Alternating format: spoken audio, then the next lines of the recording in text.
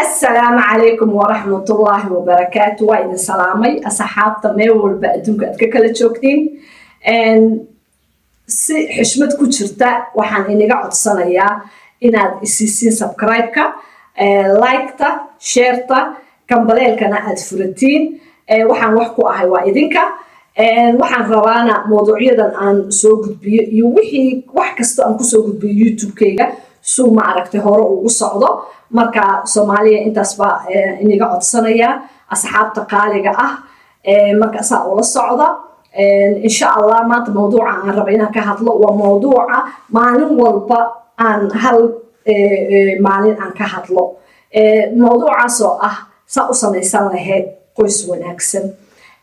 haddaan u kala saaro laba qaybood saa u samaysan lahayd qoys wanaagsan. maalina wiigna waxaan ka hadlay historyga iyo noloshayda saa isku baranay odagayga. wiignana waxaan ka hadlay saa u samaysan lahayd oo dhab ah qoys wanaagsan iyo caqabadaha kaa hortaagan iyo saa uga gudbi kartaa. marka maanta waxa weeye caqabadaha kaa hortaagan maxay yihiin inaad samaysatid qoys wanaagsan, nin wanaagsan, caruur wanaagsan, guri degan. waxa weeye laba arrimood. labada arrimood ayaan rabaa asxaaba inaan ka hadlo oo ah ta ugu horeysa arooska faraha badan ee joogtada ah ee ay dumarka ka dhigteen shaqo. taas waa mid.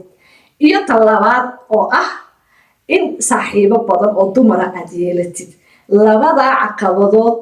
ayaa maanta mawduucaygu ku saabsan yahay. degihiina isiiya sababtoo ah labada arrimood aniga gees baan u riixay. maasha Allah tabaarak noloshaad u jeediin taas ayaa guusha ugu horeyso igaarsiisay. la socod wanaagsan.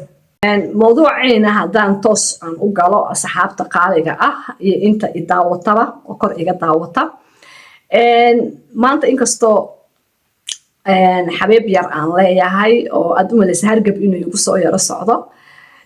laakiin waxa weye waan jeclaystay in kaliibkan aan gabdhaha walaalahayga u soo gudbiyo. waxaan jeclaan lahaana gabar walba oo ani ila mida qof dumar ah oo Soomaaliyeed in ay si fiican dhegaheeda u furto. waxaa laga yaabaa inaad ka faa'iidid marka mawduucyadan aan soo gudbiyo. waxaa laga yaabaa inaad dhegaysatid oo aad ma aragtay yani waxyaala adi dhibaatooyinku haysta oo aad la dhiban tahay ay ka mid yihiin. waayo ani mawduucyo kala duwana mar walba aan keenaa. marka waxaan jeclaan lahaa inaad dhegihiina isiisiin. special mawduucyadan aan ka hadlo waxa yani aad u qoseeyaan waxa weeye waa dumarka oo Soomaaliyeed. hadday noqoto hooyo iyo hadday noqotoba gabar oo cadrad ah oo hadda rabto nolol inay samaysato. mawduucayga haddaan toos u galo waxa weeye aroosyada oo maanta aan ognahay in ay dumarkii shaqo ka dhigteen. aroos markuu dhaco waxaa laga yaabaa wiigii 2 jeer mise 3 jeer inuu dhaco aroos in ay dumarkii ay ma aragtay ay aadayaan dukaan ay dirac soo gadanayaan. ma xumo aroos lagaa soo casuumay inaad tagtid oo aad ka qayb gashid. waa lagaa soo casuumay kaaraa lagu soo dhiibay laakiin dhibaatadiisu wataa dumaro. sababtoo ah markaan leeyahay dhibaatadiisu wataa waxa weeye arooska lagaa soo casuumay qarash badan ayaa daba socdo. qarashkaas oo ah waxa weeye gabadhii dirac bay soo gadani. diracaas ay soo gadatay hadda duruucda waa ognahay waa 200 iyo dhidhi iyo 300 qaaraba 400 ah. talabaad waxa weeye gabadhii make up iyo wixii soo gadan waxyaalo ma aragtay ay isku qurxiso. waxa laga yaabaa in ay coiffure ay tagto timaha soo hagaajisato waa qarash kale lacaga baxayso. can you imagine gabdhaha Soomaaliyeed waxaynan ka fakerin intaas ay qarash ay beer dareenayaan maanta haddaad saving ku samaysan lahayd saasta aad dhigan lahayd oo aad ma aragtay meel aad ku leexin lahayd meeqay ku dhali lahayd bishii kaliya maaha sanadkii bishii kaliya. marka dhibaatada jirtana waxa weeye xataa hal ma ahan oo aroosa oo qaraabada aad qaadi kari waysay mise qof oo kugu weyn ma ahan waa aroos kasta dumar jiro oo dhex taagan. marka taa iyadoo jirta oo dhaqaalihii uu ku burburayo oo dumarkii ay la socon runtii inta yani lacag aad beerdareynaysa halkaa habeen aad tegaysid arooska ayaa waxaa kuu sii dheer in ay ma aragta arooska markaad tagtid waqti aad gelinaysid oo kaaga baahan in aad ilmahaagii gelisid waxaa laga yaabaa ilmahaaga inay casho la-aan yihiin waxaa laga yaabaa inaad orod ku baxdid aad tiraahda ilmihii guriga yaryaraa joogay maxaa la yiraahdaa inaad sigalmaadar aad tahay oo ay u baahan yihiin inaad ag joogtid caruurtii wada yaryihiinka ugu roon uu yahay teenage oo iyaga ismaamuli kara aad leedahay oro sii seexi caruurta marka waxa weye dhibaatooyin badanaa iska jiro hooyada waxa wanaagsan markay hooyo noqoto mise qofka dumarkaba isagoo xataa iyadoo xataa banaanka joogta inay isbarto in ay arooskan iska kala yarayso runtii ani markaa gabadha ahaa waxa weeye aroos uun baan tegi jiray oo mar walbaba waayo maana xisaabtami jirin naagtanaan u tagaa diracan kasoo qaadaa ta kalaa u tagaa waxbaan kasoo qaadaa tanaan u tagaa haddana adduunyaan kasoo qaadaa markaa bishii ugu yaraan yacni 2,000 ku dhowaad waan beerdareyn jiray markaan hadda aan isguursanay odaygan oo aan aqal yeeshay ayaa xisaabtan ayaan galay waan fikiray runtii waxaan iri barhabeen kasta haddaad 600 iyo 500 oo dollar aad korkaaga gelisid oo caruurtaada ay ka qata yihiin ay ka qaawan yihiin oo adigii aad ma aragtay ka diftaraysan tahay waa is ognahay dumarka Soomaaliyeed waa dif iyo naadir wax oo iyaga cunto fiican cuna oo maxaa la yiraahdaa fitamiino qaata oo ma aragtay isqurxiya marka arooskaas la aaday kaliya ayaa waxaad u malaysaa hurraceyn meel ka soo baxday jannada ka soo dhex baxday inta kale jidka markay kaaga hor imaanayaan wadna xasaasi u wada egyihiin marka daasmiin waxa weeye qarashkaas aad ku beerdareynaysid arooska adaaba isgelin kartid gabadha Soomaaliyeed oo waxa weeye caafimaadkaaga gelin karta oo qurxintaada gelin karta oo gurigaaga gelin karta oo gurigaaga ku bedelan karta oo ilmahaaga dhar ugu soo gadi karta oo cunto fiican ayaad ku cuni kartaa waxa laga yaabaa guriyo waxba laga karsan oo yani habeenka kaliya qarashka la gelinayo maalinta kale ku xigta ayna gabadhii ma aragtay cunto ilmaha ay siiso mise guriga cunto laga kariyo la waayo sababtoo ah lacagtii dhan waxa weeye dirac iyo waxa qaata make up iyo timo la hagaajiyo iyo cidiyaal la gashto iyo dumarana waan ogahay sheekada way nagu badan tahay ana marka dumarka ma oranayo aroos dhan joojiya laakiin hal mid ayaa ma aragtay aan u sheegaya dumarka halka mid oo ah arooskan iska kala yareeya oo yeesha dhaqaale waayo adduunka dhaqaalihi adduunka aad buu u xumaaday runtii waxa weeye laba mid waayo oo ahayna inaad hagbad gashido hagbadii aad ma aragtay aad nafsadaada waxba ka gelin aad iska gelin oo aad hore toos u dirtida guryo sheedaamo ku jiraan aad gelisid oo aadan ogeyn waqtiga aad ma aragtay aad ku raaxaysan doonto dad kale ku raaxaystaan oo qaraabada ah oo ahayna Soomaa inaad aroos aad ku beerdareysay labadaas ay noqdeen dumarka Soomaaliyeed yani hadii la yiraahdo dhinaca dhaqaalaha yani wax ay ka fahansan yihiin runtii ma jirto nolosha ma ahan Soomaaliyeed in lacagta si kuu soo galaysa aad bay u adag tahay laakiin sidaad u beerdareynaysa aad bay u fudud tahay marka waxaan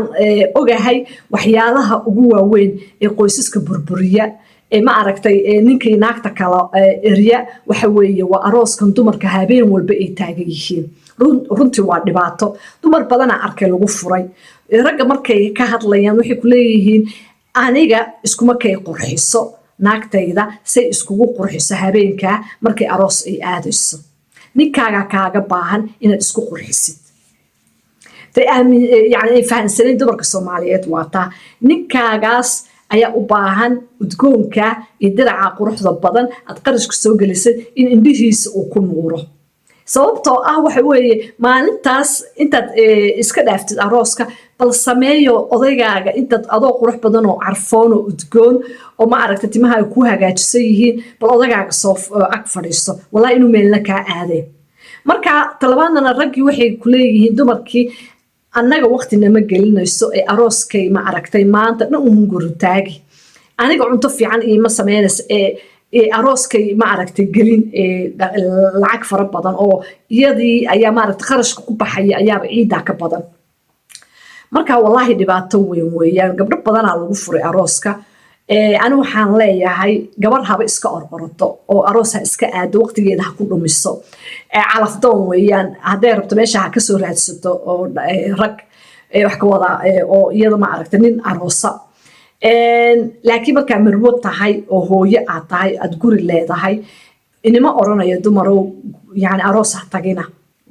waxa weeye qofka bini'aadamku iskaga baahan yahay hal mar bishii mise labadii bil hal mar mise laba mar inuu iska laba jeer inuu aado arooska uu ma aragtay ku soo nafiso waayo waxaan joognaa wadan aad u dhib badan wadan waxaan joognaa ciriiri badan oo stresskiisa badan yahay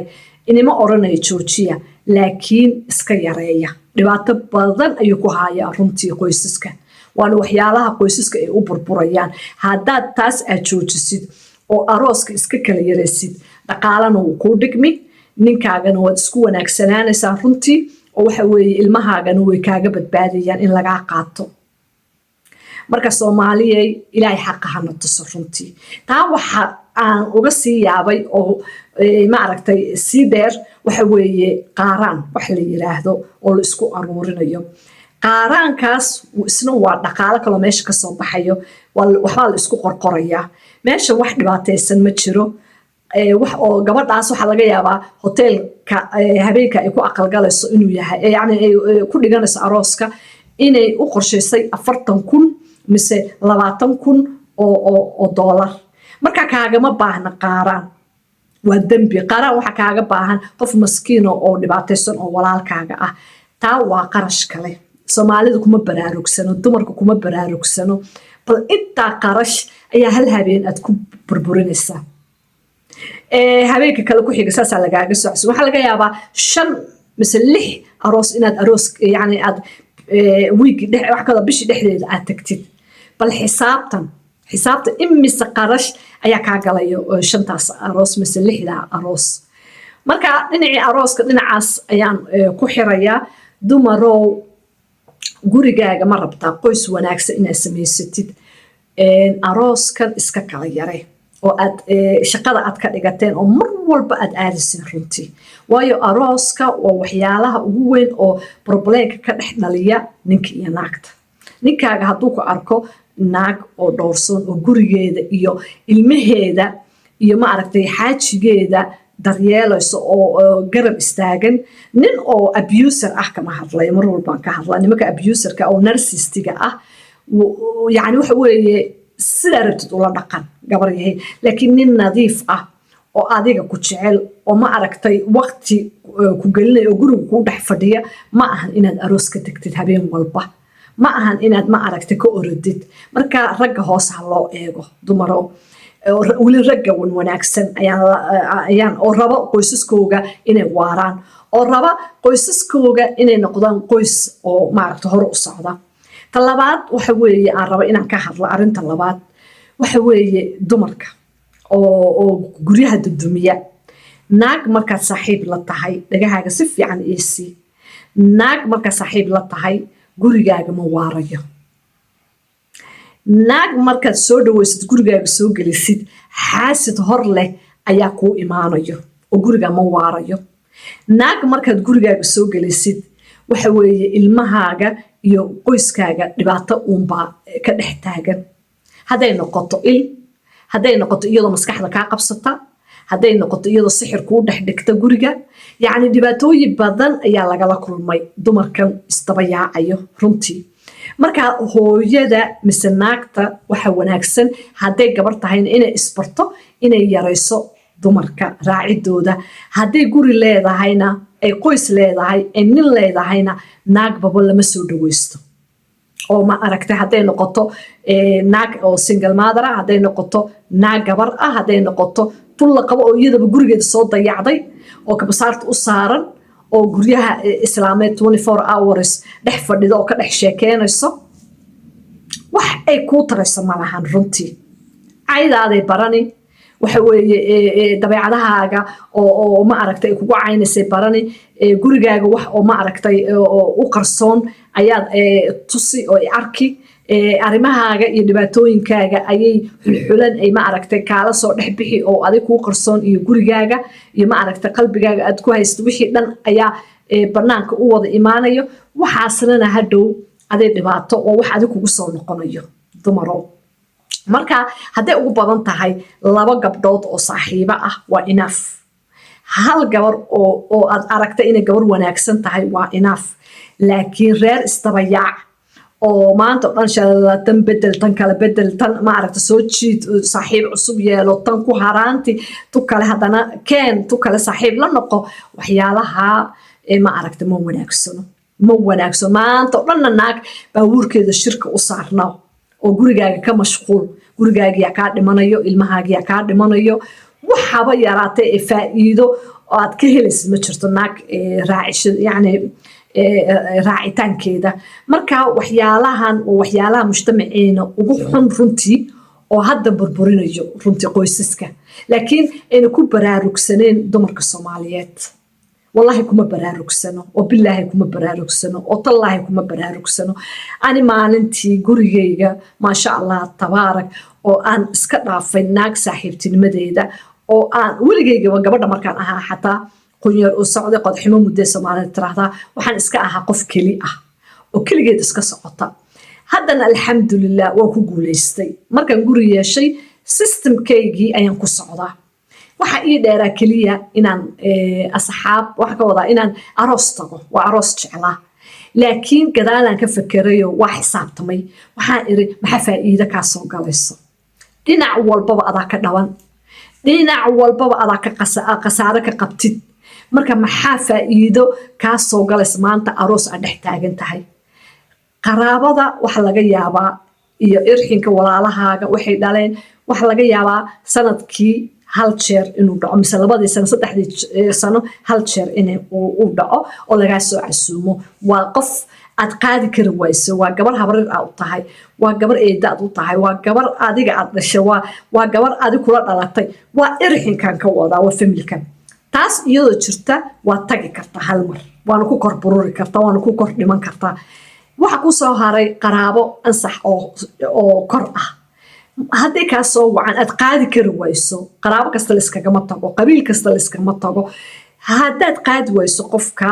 oo isaga afka kuu soo kala furtay uu ku yiri walaalay ima waxaan u baahanahay arooskayga inaan ka soo qayb gashid aad ogtahay meesha in laga sharfayo oo ogtahay in ma aragtay oo qofkaas uu kula weyn yahay hadda waxa jiro aroos inta laga soo casuumo